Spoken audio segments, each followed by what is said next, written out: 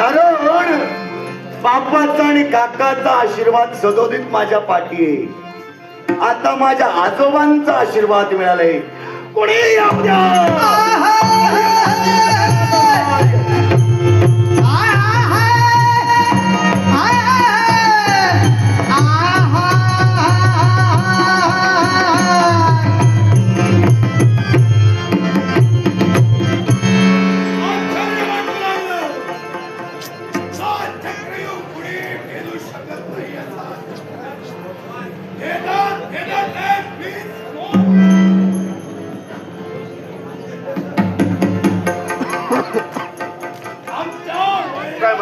टाकी आहे ना आपल्या पाठी. होय, वैराचा पुत्र की भावाचा पुत्र? हा हा हा हा बरोबर. मग युद्ध पुकारल्यानंतर हा समोर नाती कधी मानायची नसतात. बरोबर बरोबर. म्हणून वैराचा एक लक्षात ठेवा, तुम्ही सुरुवातीला काय बोलतात ते शेवट मात्र विसरू नका. पेक्षा पश्चाताप होईल. काय पश्चातापाची प्रक्रिया मी खेळात नव्हे. हा वैराचा पुत्र का म्हटलं? का याला कारण तुला मी कधी माझा बाप एक वीर म्हणून इथं हा त्याप्रमाणे तुला हेही ज्ञात आहे. काय युद्धात समोर वाट ठरलेला आपला नाते असो व्यक्त आणि कुणी असो नाती गोती मानली जात नाही. मान्य. तो फक्त आपला वैरीच आहे. मग हे दुःशासन तुम्ही नाती गोती फक्त रणमैदानावरच विसरता की रात दरबारात सुद्धा विसरता? तुला नेमकं काय बोलायचं? नाही, नेमकं मी नक्कीच बोलेन, पण मला सर्वप्रथम सांगा, या रणमैदानावरच नाती गोती विसरण्याचा प्रकार की रात दरबारात सुद्धा नाती विसरण्याचा प्रकार? काय बोलायचं ते सांग, त्यानंतर मी तुला सांगतो. मग मला सांगा, माझी माता द्रौपदी हिला एखाद्या पुत्रीप्रमाणे अरे फरफटा ओढून त्या सभेत टाकला. तिची वस्त्र सोडण्यासाठी वस्त्रहरण तुम्ही केला, जरा सुद्धा लाज वाटली नाही? काय हा प्रश्न मला तू केलास. हो, या प्रश्नाआधी म्हणजे जे तुम्हाला विचारलं त्याच्या आधी काय घडलं हे सुद्धा तुला ज्ञात आहे? नायात नको बोल. तुला ज्ञात आहे? तू नाता गोताचा विसर केलास.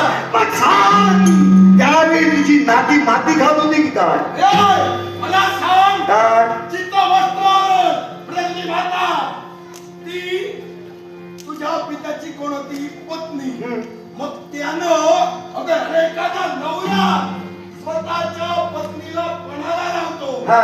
एवढी अक्कल तुझ्या पित्याला आली नव्हती. मग तुम्ही अक्कल गहाण ठेवला होता? अक्कल मला सांग, पहिली माता द्रौपदीला या केवळ सारीपाटाच्या डावात लावली की दुधाच्या डावात लावली की अगोदर तुमच्या शंभरांच्या बायका लावल्या? बोल. काय विचारलं? द्रौपदीला लावली की तुम्हाला शंभरांच्या बायका लावल्या? शंभरांच्या बायका लावल्या. होय ना? मग तुमची अक्कल घाण होती. आता तुम्ही तुमची अक्कल घाण ठेवली होता. अरे ज्या पुरुषाला ऐकून घे, काय शंभरांच्या बायका लावल्या. हा?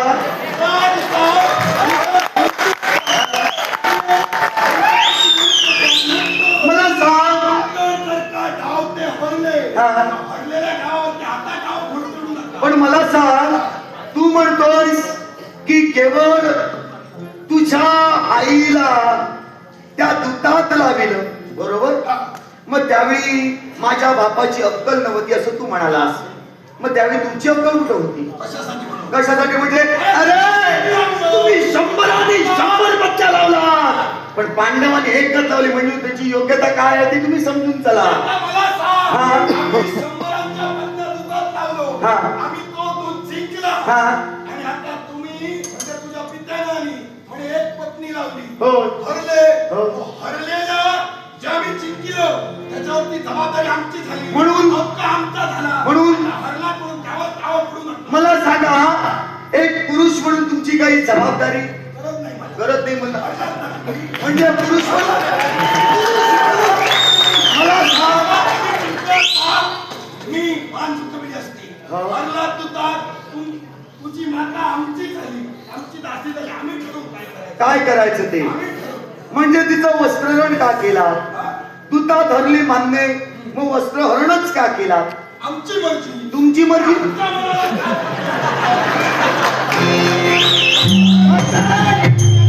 मी माझ्या हस्तिनापुरातील सैन्यांना एकच सांगेन तुम्ही तुमची लुगडी सांभाळून ठेवा यांच्या मर्जीवर आलं ते कुणाची लुगडी सोडू शकतात आमची आई वस्त्रा पूर्ण वस्त्रासहित लावली होती होय ना मग त्या वस्त्रासहित ती लावली होती मग वस्त्रहरण का केला तर सांगा मी मुद्दाम करतोय काय आमच्या मनाचा प्रश्न तुला काय संबंध ठीक माझ्या मनाची आणि दुसरी गोष्ट काय आमची लुगडी आम्ही सांभाळावी हा अरे तुमची नाही तुम्ही तुम्ही लुगडी केव्हापासून दिसू लागला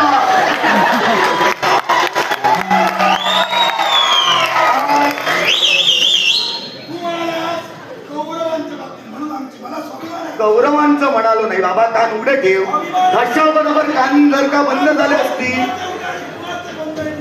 मी हस्तिनापुरातील सैन्याला म्हणालो आता एक कसं आहे तुझ्याशी भांडून माझा काही उपयोग नाही हे पाण्यावर मारलेली काठी आहे आता या नाही.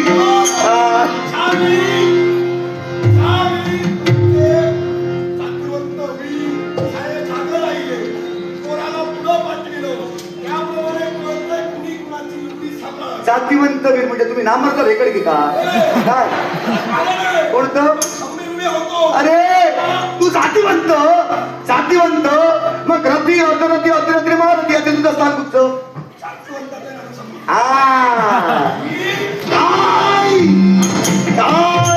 मी तुला एकच म्हणतोय माझी पितृदेवता कुठे गेली तुला माहिती आहे काय काय काय मला मारणार माझा बाप कुठं त्याला विचारलं तर तू सांगतोस मला मारणार अरे मेलेला काय मारणार चल चल तुझ्या शिकवण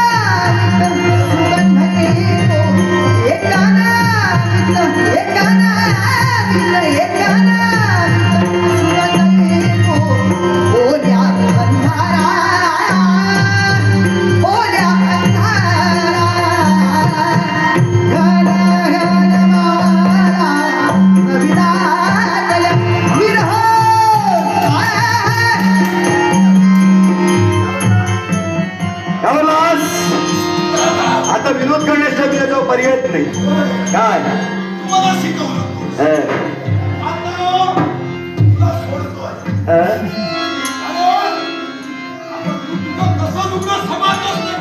मी लुगडं नेसत नाही तू नेसत असशील तर तू आवडत हो ठीक आहे चाल